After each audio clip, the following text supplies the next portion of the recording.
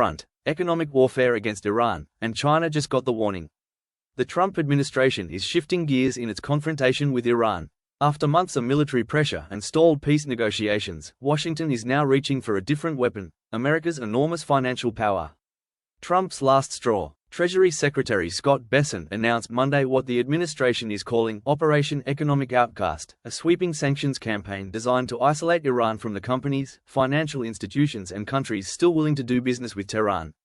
And the message coming from Washington is deliberately severe: keep Iran economically alive, and you could become a target too. Please take a minute and hit the subscribe button. We appreciate you. Thanks so very much. Bessent described the initiative as an unprecedented effort to cut Iran off from its remaining international economic lifelines. The strategy goes far beyond simply placing additional restrictions on Iranian companies.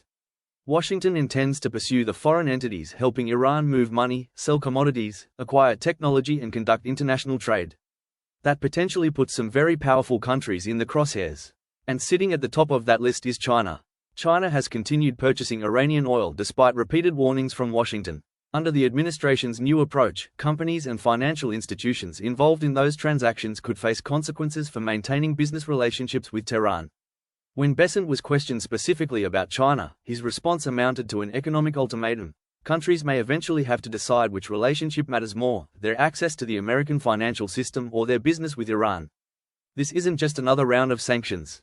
The administration says the expanded campaign reaches into several crucial areas of Iran's economy, including digital assets, technology, gold, aviation and shipping. That matters because Iran has spent years developing methods to operate around American sanctions. Tehran has relied on intermediaries, shell companies, alternative payment systems and trading networks to continue moving oil, money and goods despite restrictions imposed by Washington. Trump's Treasury Department is now attempting to attack those escape routes. Instead of focusing exclusively on Iran, the strategy effectively tells the rest of the world, help Tehran evade the pressure, and Washington may come looking at you next. That transforms sanctions from a bilateral punishment into something much larger, an attempt to force international businesses and governments to calculate whether trading with Iran is worth potentially jeopardizing access to the United States. From bombs to bank accounts. The timing is important. The administration has spent months relying heavily on military pressure during the conflict with Iran. But with negotiations failing to produce a peace agreement and Washington apparently reluctant to continue an open-ended bombing campaign, economic warfare offers Trump another path. Bessent has suggested that crushing financial pressure could accomplish objectives that might otherwise require additional military action. In other words, don't just hit the battlefield. Hit the bank account. The administration's bet is that Iran can survive military pressure longer than it can survive economic isolation. If Tehran loses enough oil revenue, international financing, shipping access and foreign commercial partners, Trump officials believe Iran's leadership could eventually decide that returning to negotiations is preferable to watching the country's economy deteriorate further. Iran's currency is already bleeding. Iran enters this confrontation economically vulnerable. Its currency has fallen dramatically, inflation has hammered consumers, and years of sanctions have already restricted the country's access to international financial markets. The rial reportedly sank to another historic low following the sanctions announcement, with roughly 1.3 million rials needed to purchase $1, according to currency exchange figures cited in the original report. That gives Washington a powerful pressure point. But it also creates a serious question: how much more punishment can Iran's economy absorb before the consequences spill beyond its government and directly onto ordinary Iranian families? Sanctions may be designed to squeeze political leadership, but collapsing currencies and rising prices rarely stop at the doors of government buildings. Then there's China. This may be where Trump's gamble gets much bigger. Iran is one target. China is an entirely different animal. If Washington aggressively sanctions Chinese companies, banks or other entities for purchasing Iranian oil, the administration risks turning its campaign against Tehran into another confrontation between the world's two largest economies. Trump wants countries to believe they face a straightforward choice: America or Iran. But Beijing may reject the premise entirely.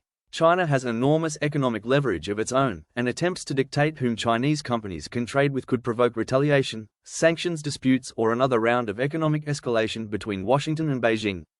That's what makes Operation Economic Outcast much more than another sanctions package. Trump isn't merely trying to punish Iran. He's testing whether America's financial power is still strong enough to make the rest of the world fall in line. Trump says Iran is in a death spiral. Trump celebrated the pressure campaign Monday, claiming Iran was already trapped in what he characterized as an economic and military collapse. But presidential declarations aren't the same thing as economic outcomes. Iran has survived decades of American sanctions. It has repeatedly found new buyers, intermediaries, financial channels and workarounds. So the real test isn't whether Washington can announce historically tough sanctions. The real test is whether Washington can enforce them. Can Trump actually stop Iranian oil from reaching foreign buyers?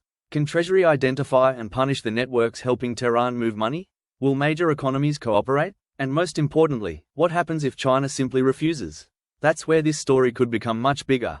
Trump is betting that economic isolation can accomplish what months of warfare and negotiations have not: force Iran back to the table without another major escalation. If it works, the administration could claim that American financial power delivered leverage that bombs couldn't.